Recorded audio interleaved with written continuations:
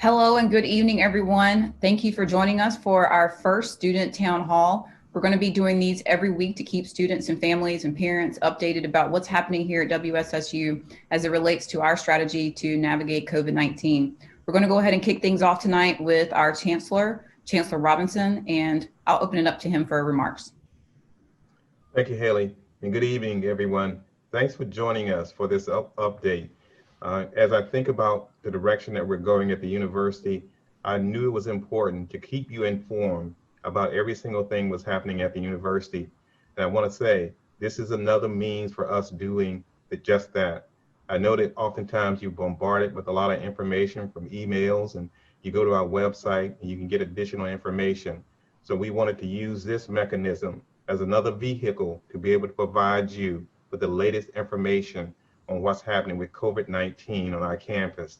Let me say before we begin this town hall, how pleased I am with the direction that we're going, and how pleased I am with your participation in this process.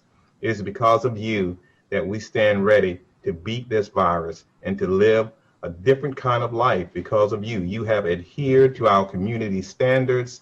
You're wearing your mask. We want you to continue to wear your mask. That's vitally important that these community standards stay in place because it's going to be helpful to all of us. We're here, stand ready to work with you to make this happen. But this is your time. I'm not going to spend a lot of time talking.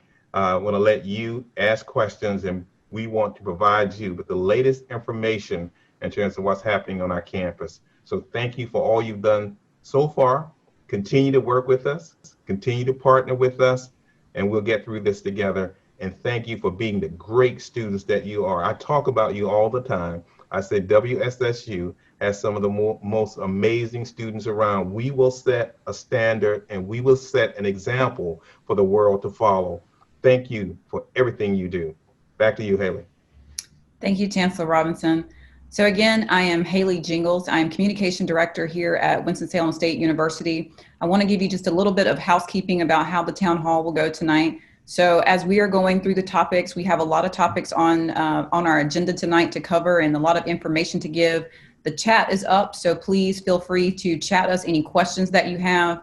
Any student that sent questions ahead of time, I will try my best to address those as we go along through the agenda. So we'll go ahead and get started with our COVID agenda for tonight. So the first thing I want to address with everyone is our COVID Connect website. WSSU has recently launched a brand new website that's going to house all of our COVID-19 information. So I'm going to do a quick screen share with you and walk everyone through what that website looks like.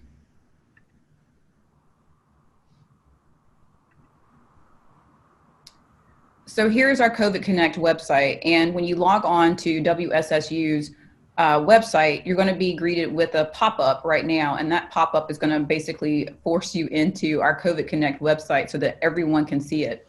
As you scroll down, it is broken into sections by audience. So for students and families, right here is your section. And when you click into this section, you're going to see the most relevant info for students and families. So right here is going to be the most important section for our students, and this is our health procedure section. When you come to this section, you're going to get all of the information about getting tested on campus and all the procedures that you need for being healthy while you're here on campus during this COVID-19 pandemic. It's step by step. It tells you everything you need to do, and it tells the student what to expect when they get over to student health. So I won't go through that step by step right now on the website, but I did want to at least show you this portal. This is where your students are going to go to get all of the information they need about getting tested for COVID-19. If we back up to the front page, right now the pop-up is going to pop up on every single page while you're on our site. We just want to make sure everyone sees the COVID website. We have a section for faculty and staff. We have a section for visitors, but also importantly, we have a section for our dashboard. Now, the dashboard is what we are using to track the number of cases that are on campus. And I want to take just a minute to explain how the dashboard works, because we've had a lot of questions about why are the numbers changing and how are the numbers changing day to day. So if we look at our data for our campus dashboard, there are two sections. We have an on-campus section and we have a remote section. So when there is a number in the student section here on the on-campus slot, that means that we had in the last 24 hours, 1 positive case of COVID-19. In the last 24 hours, we've had 0 faculty and staff cases, and we've had 0 remote students and remote faculty and staff. One of the questions I received this week was, why do the numbers change so frequently? So essentially, we're updating this dashboard every 24 hours. So every day we're updating it. So today we may have 1. If tomorrow we have no positive cases, this will say 0. So that doesn't mean that that person has completely recovered, but it just means that in the last 24 hours that there have been no cases, or that there has been an increase in cases. That number will then come down here, and already is in our cumulative case count. This is the number of positive cases that we have had on campus since March 1st. So that is what these numbers mean. So these are the last 24 hours here, and this is the cumulative count here. So those are the important numbers that we want everyone to be aware of as they're going through looking at our dashboard. This information is updated every day, so we encourage you to go out here and take a look at this every single day. I'm going to stop sharing right now, and we're going to head into our next topic. So I want to talk to you a little bit about our community standards. So when you hear the words community standards, what that means is these are the things, these are the policies and procedures that we want everyone to abide by when we are on campus. Okay, so the first procedure that I want to talk about is our mask policy. We get a lot of questions about when and where do you have to wear masks on campus. So our policy is that you have to wear a mask everywhere on campus, be it indoors or outdoors. So, you know, with the exception of your personal dorm room, you don't have to wear a mask there. But we do ask that even if you're outside, that you have your mask on. We know that it's hot. We know that it's uncomfortable to wear that mask, but to make sure that we're reducing the spread in the event that you come in contact with someone on the sidewalks or while you're walking, it's important to have your mask on. Now, if you are alone and you need a minute to breathe, and you need to pull that mask down, please do so. But once you kind of catch your breath, we're going to ask that you pull that mask back up. Now, also in this policy, the mask needs to be all the way over your nose, okay? We see a lot of students walking around with their mask just over their mouth or under their nose. The mask does need to be over your nose, covering your mouth at all times.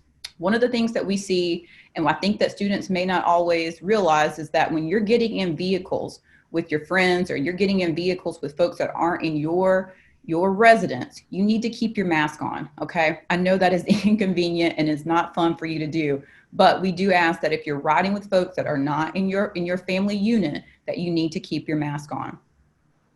Our next community standard, of course, is social distancing. We want our students to follow social distancing at all times. So when you're on campus, we are again asking you to remain 6 feet apart. When you're in the cafeteria or in the classrooms, again, remain 6 feet apart. Now we know that when we're in classrooms, you can't always sit 6 feet apart. So we're saying that 3 feet apart, sitting in the classrooms, is our standard for when you're learning.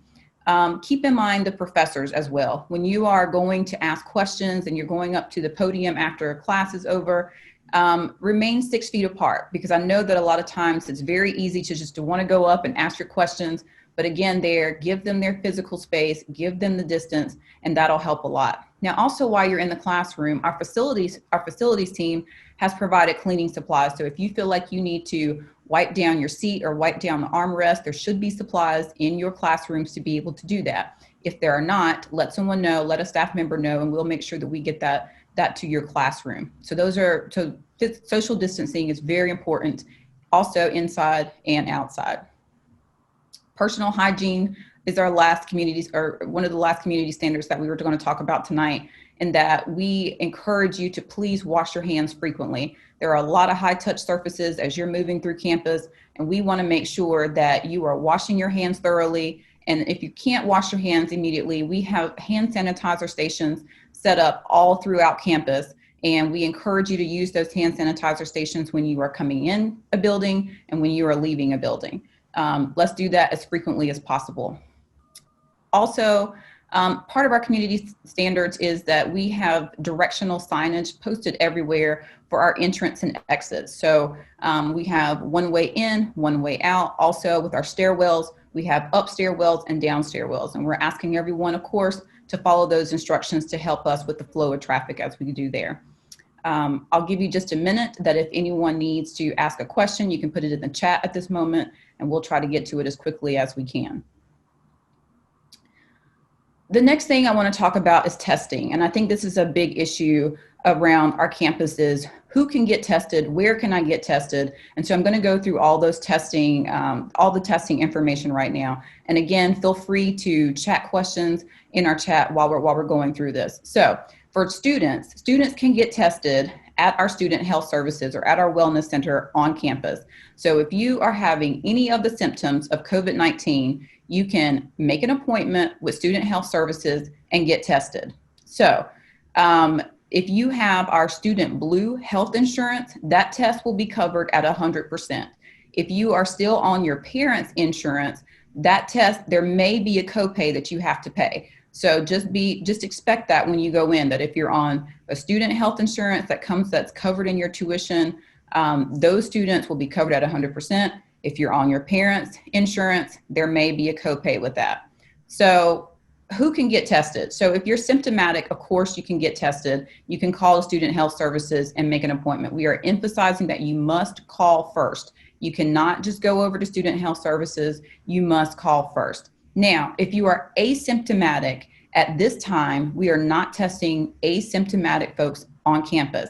However, if you are asymptomatic and you are in a high risk category, that means that you have some underlying health condition that puts you in a high risk category, you can get tested. So please call student health services and make an appointment for that. If you don't know if you're in one of these scenarios or one of these cases, please just call student health services and they will guide you step by step with whatever you need to get tested and to get the proper care. So what can you expect if you go and get tested? So once you make your appointment, we're going to ask that you quarantine yourself in your room until your appointment time. So that means stay out of the general population of students until your appointment time. Once you get to student health services, they will prompt you through everything that you need at student health services. But what you can expect is a quarantine after you're tested.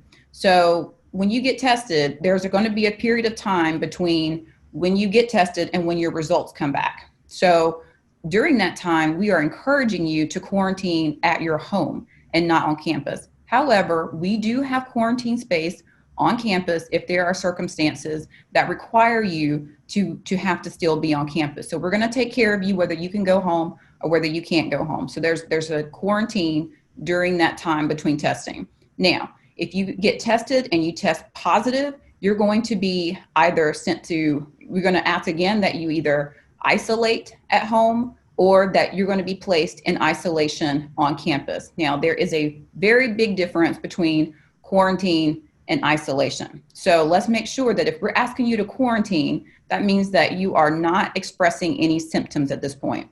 But we need you to stay outside of the general population. Now, if you are sick and you are exhibiting symptoms, or if you have tested positive, we're going to ask that you be in isolation. And again, we have isolation space on campus for you, or you can go ahead and isolate back at your home. So I hope that takes care of, any questions about what happens after or during your testing period. Now, the hours for student health services. Students can call student health services every day, Monday through Friday, between 8 to 5. And you can make an appointment during those times. On the weekends, we do have hours now on the weekends from 9 a.m. until noon. And students can also call 9 a.m., call the weekend times.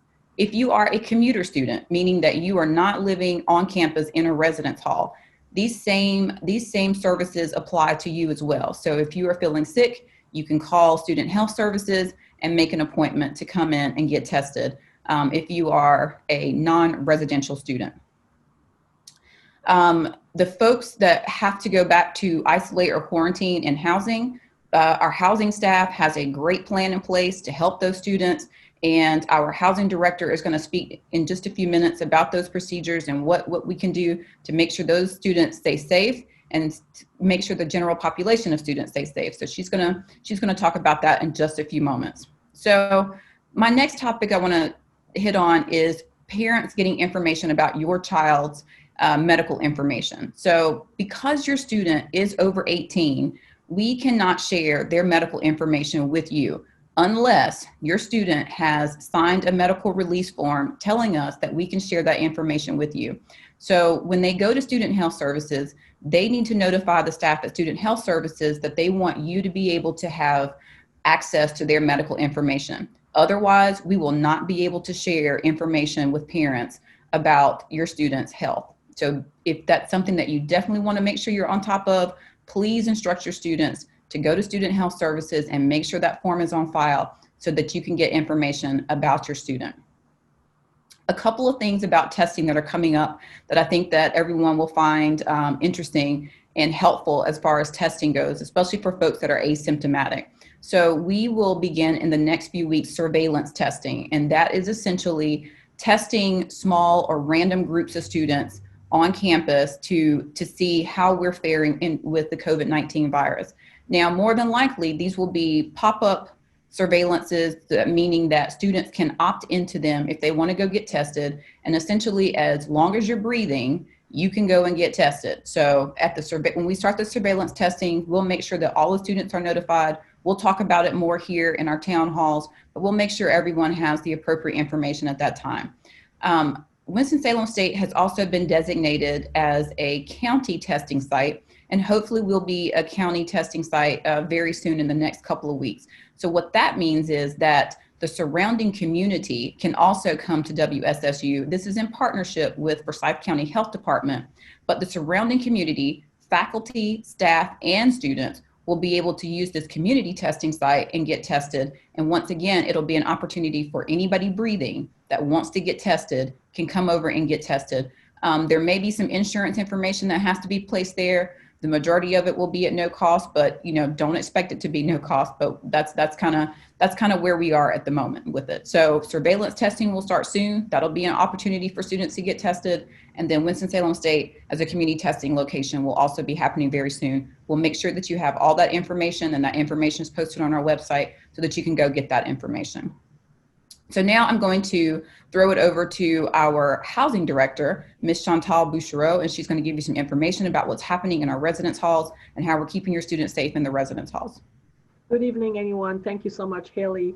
I want to first address the quarantine and isolation spaces that we have in the residence halls. We work very closely with Student Health Services. They notify us that a student needs to quarantine. We contact the student, tell them they have about 45 minutes to pack their things and they need to go to a specific residence hall where they will be isolated. The student has a suite to themselves. Nobody else is in the suite. We provide shower curtains, toilet paper. We have a micro fridge in there. We deliver meals to students once a day with dinner. And we pick up every dinner time, we pick up the meals, we deliver the meals to the students. Students have access to our staff. We ask students not to leave the quarantine or isolation space. We ask them to follow the number of days that Student Health Services required them to stay in isolation or in quarantine. That information is not shared with my staff. And we want to make sure that everybody is safe. Once the student has been cleared by Student Health Services, I'm notified. I inform my staff that the student is free to leave. Then we get we leave the room. The room is not touched for so many days. And then we have a cleaning company comes and thoroughly disinfect the suite. And then we start the routine all over again. So we have a number of rooms that have been put on hold. I really want to encourage our students, if you have the symptoms or anything, please go to Student Health Services, as Haley mentioned, so that we can help you. It's also very important to reemphasize the use of your mask all the time. Some of you, if you're on this site, if you may have seen me in your residence hall asking you, please pull up your mask And, this is very serious. So we want your safety is the most important thing to us. And we want to make sure that we all adhere to all the policies that the university has set in place. Thank you. Thank you, Chantal. Now, I want to walk everyone through a scenario when it comes to residence halls. And Chantal, please join in the conversation as you see fit. When we look at testing is medical information. So we will not notify anyone. This is personal information. So we're not going to notify anyone unless it comes to the point of contact tracing. So when we have a positive case, of course, those that come in contact with the positive person, we will contact trace and contact those persons. Now, so what does that mean for roommates? I want to walk you through a scenario with roommates. So if roommate A gets tested, we are not required to notify roommate B. So what we are encouraging students to do is have some open conversations with your roommate about medical information when it comes to COVID-19. So if I feel okay sharing that information with my roommate, I would say, if roommate A, I want to tell my roommate that I've been tested and maybe you should get tested. However, it is not required on the university side for us to tell roommate B that roommate A has been tested. So please encourage your students to have open conversations with their roommates about being tested, because we have situations where we have students in suites. So even though there's only 2 students per room, they may share common areas like kitchens and living spaces. So again, there may be multiples sharing space. Encourage your students to have those hard conversations and to be open with each other in their living spaces about being tested. We cannot tell them that, but they can share that information with each other. So we encourage you to have open dialogue amongst your roommates. Okay, is that good, Chantal? You did an amazing job. That's exactly right. And we also want to make sure that when you have those conversations with your roommates or your suite mates, that you keep that within your unit, that you don't go and share that information with everybody, because those things, it takes a few days for the test to come. So all these things are all medical information that the person A who may have the symptoms could be true, could not be true, we don't know. So those are things that are very sensitive, and people tend to be a little bit apprehensive about having those conversations. So we want to make sure that there's some sensitivity applied, and that we try to keep those things to ourselves and to within the unit that you reside in. Absolutely. We're going to do everything we can to uphold students' privacy. So we encourage students to have open dialogue with their roommates in their living situations. So one of the questions that we also received was about wireless internet access in some of the dorms. We do know that some of the wireless is not working well in some of the dorms. So we are encouraging you to find other places on campus to be able to do your schoolwork from those locations. The IT department here is working as fast as they can to get that information fixed. It looks like parts and pieces should be coming to the university today or tomorrow, and then they will start installing that as quickly as possible. So we do ask for your patience there, but that situation is known, and we're working on it as quickly as we possibly can.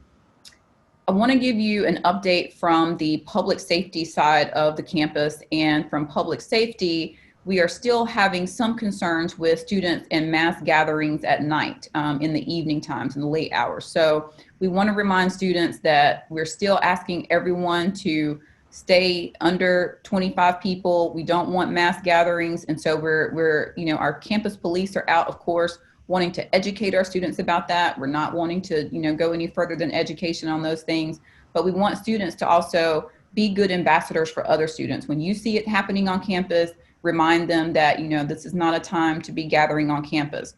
I do want to let you know that there is a new executive order that is related to mass gatherings. And in that executive order, it says that police officers, campus police and city police can charge students with a class 2 misdemeanor if they do not disperse when they're asked to by law enforcement. And this is not by any means what we want to do here on our campus. We want to go the education route and hopefully talk to students about mass gathering, but just know that that is a possibility for repeat offenders. This can be a class 2 or a class 3 misdemeanor if you are a repeat offender, and that can be jail time or a fine. So that is something that we don't want to get to. We don't need on our campus. We just need everyone following our community standards, and we really don't have to worry about that by any means. So also, we're getting close to the end of our agenda here, and I do want to end with some good news. So the good news is our UREC Center, our recreation center on campus, is going to be opening on September 14th. It will have limited access, and all of that will be posted for students. But that'll be, another area where you can go and get some exercise, and at least, have some of the services that you enjoy that are coming back on campus. So UREC will be opening on September 14th. We will give you more information about that and the hours and the limitations and all that kind of thing as we get closer to that date. Also, Student Affairs is working on some really cool things for our students, some activities in the evenings for you to be able to have something to do. We know you're bored. We know that this is not ideal. So we are working really hard to make sure that there is information and there are activities for you to do that we can do safely, that we can social distance and still have a good time. So we know that this has greatly impacted your college experience, and we're really working to give you some fun things that you can still do. Chantal, it looks like we have a question in our chat about housing. I'm going to read that to you really quickly, and if you can help with that. It says, will students need to move out of their dorms during the winter break for COVID cleaning, or can they leave their items? You can leave your items in your residence halls, and I'm working with my associate director to see if we're going to be doing mass cleaning in the public areas and the community bathrooms. But I'm still working with my associate director to see if there's a way that we can do the bathrooms, clean the bathrooms in the suites, but I'm not sure about that yet. If we are going to do that, we will notify students to clear the space in their bathrooms. But yes, you can leave your belongings in your room. We encourage you to take your valuables and things that you're going to need, medication and things like that, because once you leave, you're not allowed to come back. Thank you, Chantal.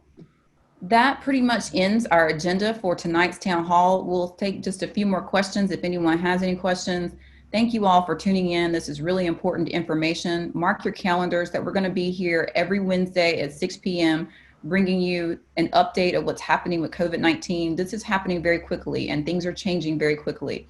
And so as we get information, we want to share that information with you. This broadcast will also be on our website tomorrow. So if your parents missed this broadcast or you want to share this broadcast with your family, you can do that with our COVID Connect website. So we want to keep everyone informed. The student question, so that you can submit questions ahead of time, is always on our website as well. Parents, you have access to that form as well if you want to submit questions for us to talk about in the next town hall series. I want to thank Chantal for coming on tonight and helping us, and Chancellor Robinson. This broadcast is also made possible by a great team of folks. I want to give a quick shout out to Chris Green and Laura Huff and Antonio Davis, who are helping behind the scenes to make sure this broadcast happens. And if there be no further questions, we're going to sign off for tonight. We'll see you all next week. Thank you. Thank you.